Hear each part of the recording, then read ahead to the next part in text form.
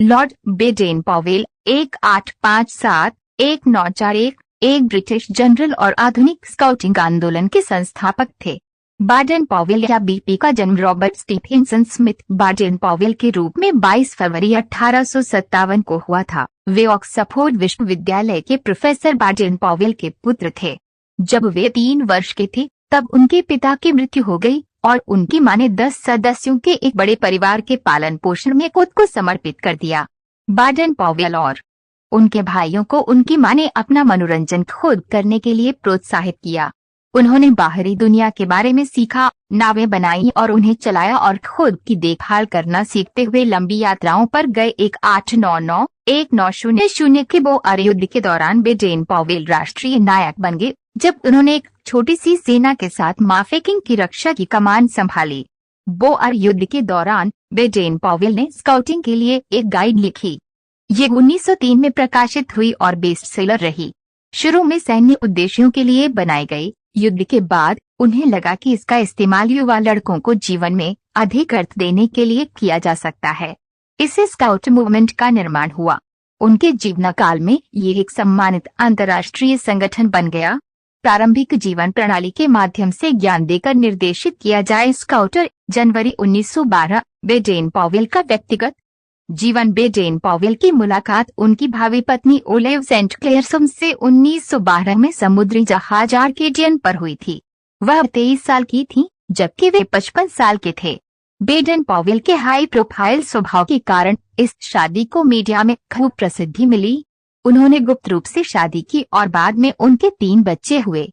बाडेन Powell के पास कुछ समर्थक फासीवादी सहानुभूति भी थी। उन्होंने 1939 में मीन काम्फ पढ़ा और कहा कि इसमें कुछ अच्छे विचार हैं। वे इतालवी तानाशाह मुसोलिनी की भी प्रशंसा करते थे। ऐसा कहा जाता है कि उनका फासीवाद गहरे साम्यवाद विरोधी पूर्वाग्रह में निहित है। उनके स्काउटिंग आंदोलन को हिटलर और नाजी पार्टी ने भी काले सूची में डाल दिया था। नाजी जर्मनी में स्काउट्स को खतरनाक जासूसी संगठन के रूप में सूचीबद्ध किया गया था। 1940 में बाडेन पॉवेल उन लोगों की काली सूची में थे जिन्हें नाजी द्वारा इंग्लैंड पर आक्रमण करने की स्थिति में गिरफ्तार किया जाना था। बेडेन पॉवेल एक बेहतरीन चित्रकार थे। वे नियमित रूप से पेंटिंग और रेखा चित्र बनाते थे, अक्सर हास्यपूर्ण अंदाज में। वे एक बेहतरीन कहानीकार भी थे और शौकिया नाटकों से उन्हें प्यार था। सबसे सार्थक बात यह है कि दूसरों के जीवन में खुशियां लाने का प्रयास किया जाए। पत्र सितंबर 1940 बेडेन पॉवेल की विरासत 2007 में स्काउटिंग की शताब्दी के दौरान ये अनुमान लगाया गया था कि 216 से अधिक देशों में स्काउट्स और गाइड्स के 38 मिलियन सदस्य थे। इस दुनिया को थोड़ा बेहतर बनाने की कोशिश करो और जब तुम्हारी मरने की बारी आए तो तुम खुशी से मर सकोगे, ये महसूस करते हुए कि तुमने अपना समय बर्बाद नहीं किया है बल्कि अपना सर्वश्रेष्ठ किया है। इस तरह से तैयार रहो, खुशी से जीने और खुशी से मरने के लिए। हमेशा अपने स्काउट वादे पर कायम रहो यहाँ तक कि जब तुम एक लड़के नहीं रहोगे और भगवान तुम्हें ऐसा करने में मदद करे। बेडेन पॉवेल सेवानिवृत्ति के बाद 1938 में वे अफ्रीका लौट आए जहाँ वे केन्या के नेरी में रहते थे। 8 जनवरी 1941 को 83 वर्ष की आयु में उनकी मृत्यु हो गई। उन्हें माउंट केन्या के नजदीक नरी में दफनाया गया था।